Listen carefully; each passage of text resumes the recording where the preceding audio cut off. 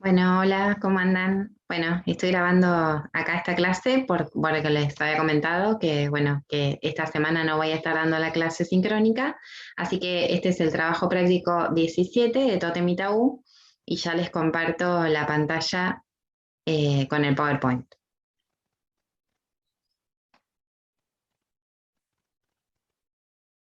Bueno, fíjense que tenemos el ideal y el tiempo primordial. Acá yo les puse esta imagen, bueno, que se asocia con el totemismo, porque el trabajo que vamos a abordar en este trabajo práctico que cierra la segunda parte del programa es Totem y Tabú. Y fíjese que tenemos el ideal y el tiempo primordial. Tenemos para leer, es extenso lo que tenemos para leer, y en el programa de trabajos prácticos tenemos una serie de puntos que comienzan con el totemismo. Comencé con esta idea de la construcción de lo que se llama el mito científico. Acá en las diapositivas yo les pongo la pregunta para como una suerte de apertura. ¿Por qué mito científico, no? Bueno, se puede decir que en este texto, Totem y Tabú, Freud construye su propio mito. Freud lo llama su mito científico, ¿no? En el apéndice de Psicología de las Masas, el último trabajo que vimos. Y ahí Freud hace todo un recorrido por distintos ensayos, por trabajos científicos, las teorías nominalistas, las sociológicas, las psicológicas, que intentan explicar el origen del totemismo, el surgimiento de la sociedad, la religión, la eticidad y la neurosis. O sea, los trabajos son sobre el origen del totemismo, pero Freud de ahí va a desprender el surgimiento de estos ítems que podemos nombrar como hasta que llegan hasta la neurosis. Y les señalo esta diferencia que hay sutil entre el programa de trabajos prácticos, que corresponde a la clase 17, fíjense que se titula El ideal y el tiempo primordial, cuando el programa general, en la unidad 12, se llama El ideal, el padre y el tiempo primordial. Como que aparece este padre ahí, que me parece interesante conservar esa diferencia, porque nos vamos a servir de ella para introducir, bueno, ¿de qué padre se trata, no? ¿En qué lógica se inserta esta idea de padre? ¿Cuál es el padre, digamos, de Totem y Tabú? Que vamos a ver que no es el mismo padre que el padre del complejo de Edipo, que el padre, digamos, de la historia de cada uno, del mito individual de cada persona, digamos, de la historia familiar de cada uno, sino que este padre de Totem y Tabú es diferente. Bueno, Freud parte entonces del totemismo de este autor, de Fraser. Él dice, bueno, los antropólogos describieron al totemismo como un sistema religioso y un sistema social, y sitúa de entrada dos prohibiciones, un tabú, digamos, creo que pueden buscar la palabra un tabú que es, cuáles son las dos prohibiciones, los tabúes del totemismo, aparecen respecto del tótem.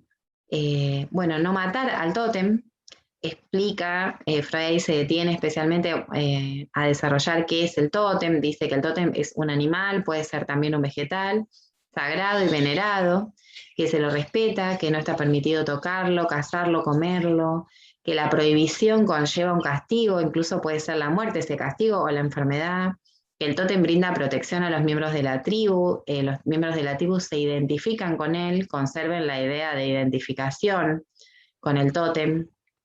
Aquí vemos entonces el aspecto religioso del totemismo, ¿no? Eh, Sería en el sentido de que se lo respeta como un dios, ¿no? Se considera un padre ancestral al tótem. Y respecto de los miembros del clan, el otro tabú es que ellos se consideran hermanos y los lazos totémicos son los determinantes, no los familiares. Entonces está prohibido el comercio sexual entre los miembros de un mismo clan. La exogamia marca el aspecto social del totemismo, ¿no? Entonces hay un aspecto no matar al tótem, por un lado, sería una de las dos prohibiciones, no matar al tótem, y el otro, no cometer, digamos, no, está prohibido el comercio sexual entre los miembros del mismo clan, lo que permite la salida exogámica, ¿no? Ir a buscar el comercio sexual fuera del clan. Ese sería el aspecto social. Bueno, el otro término que aparece en el programa es la horda primordial, que Freud lo toma del darwinismo, De los hábitos de los monos superiores, Darwin infirió que también el hombre originalmente vivió en hordas pequeñas. Esto quizás lo conocen de lecturas previas del colegio, ¿no? Darwin supuso, infirió que en esas hordas pequeñas había un macho más viejo, y los celos de ese macho alfa, digamos, impedían la promiscuidad sexual. El hombre originalmente vivió en esas comunidades pequeñas y cada hombre tenía varias mujeres o una familia, ¿no?, que defendía de los demás varones. Ahí, un macho se establece entonces como jefe de la sociedad y los machos más jóvenes son expulsados de la horda, ¿no? Se ven impedidos de entrar en ese apareamiento cosanguíneo dentro de los miembros de la misma familia. En la horda primordial darwiniana, necesariamente se establece entonces la exogamia. Fíjense que si está prohibido el comercio sexual, el apareamiento consanguíneo, entonces se establece la exogamia. Ningún comercio sexual dentro de los miembros del mismo hogar. Tras la introducción del totemismo, esto se mudará en ningún comercio sexual dentro del tótem, ¿no? Dentro de del clan del tótem. El otro punto que tenemos en el programa es las zoofobias infantiles. ¿Qué hace Freud? Freud compara la conducta del niño frente al animal de la zoofobia. Ubicamos, ¿no? La zoofobia sería la fobia a un animal, ¿no? Y dice que es parecida a la del primitivo, a la del hombre primitivo frente a su tótem, ¿no? Dice Freud que tanto en el totemismo como en la zoofobia se desplazan los sentimientos del padre al animal, ¿no? Como que hay una sustitución del animal por el padre. Una identificación plena con el animal totémico y una actitud ambivalente hacia él. Fíjense que están los dos tabúes, los del totemismo, no matar al tótem y no utilizar sexualmente ninguna mujer que pertenezca al tótem, coinciden exactamente con los crímenes del Edipo. Acá fíjense ya el salto que está dando Freud, ¿no? Porque ubica tanto el totemismo como las zoofobias infantiles como el Edipo, en los tres casos ubican los tabúes, ¿no? No matar al tótem y no mantener comercio sexual con las mujeres del clan. Entonces acá yo les ponía entre paréntesis, bueno, Edipo mató al padre y tomó por mujer a su madre, ¿no? Como que Edipo, digamos que burló los dos tabúes, ¿no? Y con los deseos primordiales del niño, ¿no? Los deseos primordiales del niño también serían ocupar el lugar del padre al lado de la madre. Estos serían como el núcleo, estos deseos primordiales del niño, el núcleo de la psiconeurosis. ¿Se entiende, no? Él toma, entonces, para las zoofobias infantiles, los mismos tabúes que son los del totemismo, compara la zoofobia infantil con el totemismo y también con los crímenes de Edipo. En el texto se van a encontrar con una referencia al pequeño Hans, al caso de Hans, que ilustra el modo en el que el comportamiento del niño frente al animal se parece o se equipara al comportamiento del primitivo con el tótem, ¿no? Este niñito presentaba angustia y temor ante el caballo, ¿no? Y se negaba a salir a la calle. El padre, bueno, queda situado entonces como un competidor en relación a la madre, a quien se dirigían los deseos sexuales de Hans, y el caballo es ubicado como un subrogado del padre, ¿no? Como que el caballo, que es el objeto de la zoofobia de Hans, es objeto de ambivalencia. O sea, el caballo subroga al padre, toma al caballo en el lugar del padre, ¿no? Entonces el niño teme al animal, pero a la vez se interesa enormemente por el animal, ¿no? Lo mismo sucede con el padre. Tiene sentimientos de odio y hostilidad, que son resultado del complejo de Edipo, pero a la vez con el padre hacia el padre tiene una gran ternura. Entonces ese complejo edípico, digamos, se desplaza al objeto de la zoofobia. La ambivalencia del varoncito, digamos, con el padre, a quien quisiera desplazar al lado de la madre, pero a la vez tiene estos sentimientos de ambivalencia, de amor-odio, ¿no? De ternura y hostilidad. Bueno, Freud toma entonces de Smith, de Robertson Smith, la idea de banquete totémico para estudiar el sacrificio en el altar como una pieza esencial del rito en las religiones antiguas. Él dice que en este caso el banquete totémico es una ceremonia conmemorativa, digamos, y un acto de comunión de los creyentes con su Dios. La sustancia de sacrificio, bueno, es la sangre de los animales sacrificados. Después esto se sustituyó con el tiempo por el vino. Bueno, nosotros con lo que más conocemos es la religión católica, ¿no? Donde se bebe supuestamente la sangre. El sacrificio de los animales fue la forma más antigua, ¿no? Cuya carne y sangre tomaban en común el dios y los adoradores. Y fíjense que yo acá les señalo con azul que era esencial que cada uno de los participantes reciban su porción de este banquete, como que todos los miembros del clan tienen que participar en el banquete y recibir su porción de este animal totémico que se sacrifica, ¿no? O sea, el banquete totémico es una ceremonia conmemorativa en la cual se sacrifica al animal totémico, y esa matanza del animal equivale a derramar sangre de la tribu, ¿no? Entonces se tiene que producir con las mismas precauciones y aseguramientos, y en una situación ritualizada. El animal totémico no se lo puede matar si no es en esta ceremonia del banquete totémico, ¿no? Es una celebración, bueno, que sucede en unas ocasiones especiales. Bueno, ahí aparece esta idea de una ocasión solemne, entonces se mata y se devora al animal totémico. Esta es una acción prohibida para un individuo y solamente legítima con la participación de todos.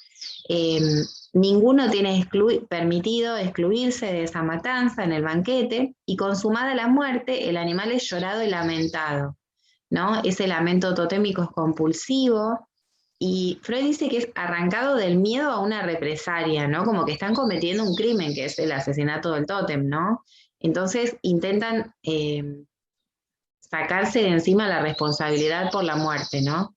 Bueno, a ese duelo del animal llorado y lamentado le sigue un júbilo enorme, un júbilo festivo, dice Freud, y aparece la fiesta como un exceso permitido, ¿no? Freud dice que sería como la primera fiesta de la humanidad, ¿no? Esta violación solemne de una prohibición. Y Freud se detiene acá a hablar un poco de la institución de las fiestas, que esto es así, o sea, las fiestas serían esos momentos en los cuales hay excesos permitidos por única vez, digamos, en una fiesta, se permiten ciertos excesos que en otros momentos no están permitidos. Bueno, el psicoanálisis entonces nos ha revelado que el animal totémico es un sustituto del padre, eso es lo que a nosotros nos interesa, y con ello armoniza la contradicción de que estuviera prohibido matarlo, ¿no? Aparece esta festividad y duelo en relación al asesinato, y esa es la misma actitud ambivalente que caracteriza el complejo paterno. Piensen que respecto del padre hay también esta festividad y duelo, hay también como sentimientos de amor y sentimientos de hostilidad dirigidos al padre en el complejo paterno. Entonces, Freud, de todo esto que estudió, de este análisis que realiza tan extenso, conjuga varias cosas y construye su hipótesis, ¿no? Conjuga 3 elementos. La traducción que hace el psicoanálisis del tótem, ¿no? Él dice, el tótem es el sustituto del padre. Por otro lado, él dice, toma el banquete totémico como el asesinato sacrificial del tótem, en una ocasión especial. Y por otra parte, la hipótesis darwiniana, que de entrada los hombres vivían en hordas, ¿no? Comandadas por ese macho que prohibía el acceso a las hembras. De estos 3 elementos que Freud conjuga, obtiene la hipótesis freudiana del asesinato del padre. O sea, Freud llega a una conjetura, él le llama una hipótesis conjetural, una hipótesis histórico-conjetural. Llega a esta conjetura, que sería que originalmente los hermanos mataron al padre, ¿no? Y el efecto paradojal es sostener la universalidad del padre, de la ley, del ordenamiento. A partir de esta hipótesis se establece una unidad insospechada, dice Freud, en una serie de fenómenos. Entonces acá está la hipótesis del asesinato del padre. Él dice, un día los hermanos expulsados de la horda, imagínense los hermanos, los primeros hombres que vivían en la horda primordial, se aliaron, mataron y devoraron, porque eran caníbales, al padre. Pusieron fin a la horda paterna. Unidos, osaron y llevaron a cabo lo que individualmente les había sido imposible, y el violento padre era el arquetipo envidiado y temido. En el acto de devoración consumaban la identificación con él. Fíjense que aparece el término, yo acá lo subrayo, identificación con él. A esto Freud le va a llamar identificación primordial. En este acto ellos van a tomar una parte de la fuerza del padre. Cada uno se apropiaba de una parte de su fuerza. El banquete totémico, acaso la primera fiesta de la humanidad, sería entonces la repetición, o sea, de ahí en adelante, ¿no? Cada vez que se produzca el banquete totémico, va a ser la celebración, la repetición recordatoria de esa hazaña memorable, ¿no? Y criminal, con la cual tuvieron comienzo tantas cosas, dice Freud. Y entonces ahí reúne la serie de fenómenos: la organización social, las limitaciones éticas y la religión. Como que a partir de esta primera prohibición, ¿no?, de matar al padre, a partir de este primer asesinato del padre, se fundaron o tuvieron comienzo una serie de cosas, dice Freud. Por ejemplo, la organización social, las limitaciones éticas y la religión. ¿Por qué sucede esto? Porque tras eliminar al padre, o sea, una vez que mataron al padre y que tuvieron ese momento de júbilo, se abrieron camino las emociones tiernas y sobrevino el arrepentimiento. Nació de él la conciencia de culpa. O sea, lo que dice Freud es que muerto el padre se volvió más fuerte de lo que era en vida, ¿no? Se volvió más fuerte cuando estaba vivo.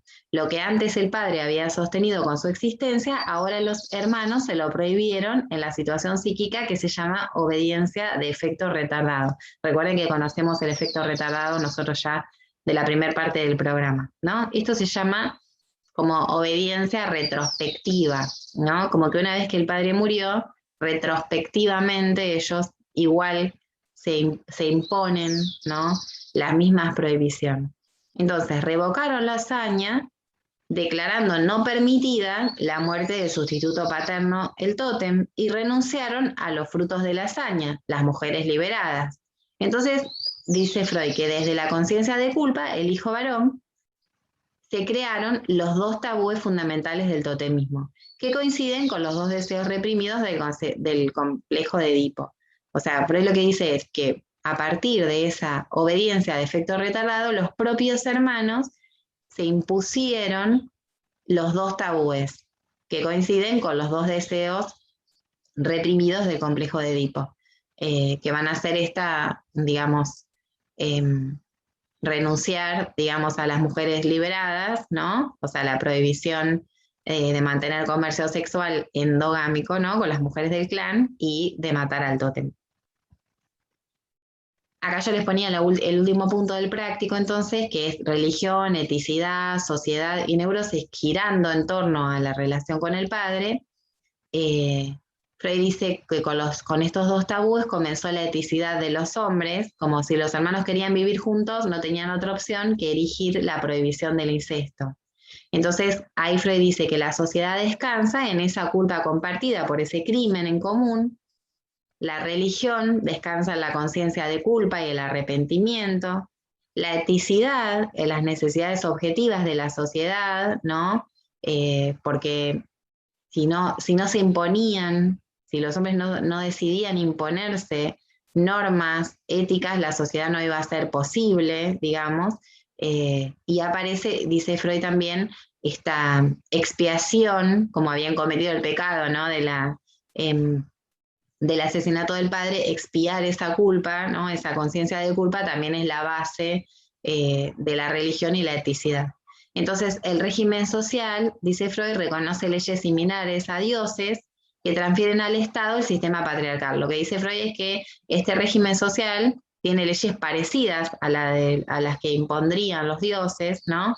Y Freud sitúa el parricidio como el inicio de una ley para todos. Entonces, el padre abatido y restaurado se vuelve duro, ¿no? Aparece el imperio de la autoridad que alcanza su punto máximo. Yo les ubicaba esto también porque el padre de Tótem y Tabú entonces sería un padre que ubica una ley, una legalidad, como universal, ¿no? Es un padre más universal. Es como que habla de una ley en la sociedad, de lo que está permitido y prohibido para el funcionamiento de la sociedad. Ya no es el papá de cada uno del complejo de Edipo, sino que es un padre para la sociedad.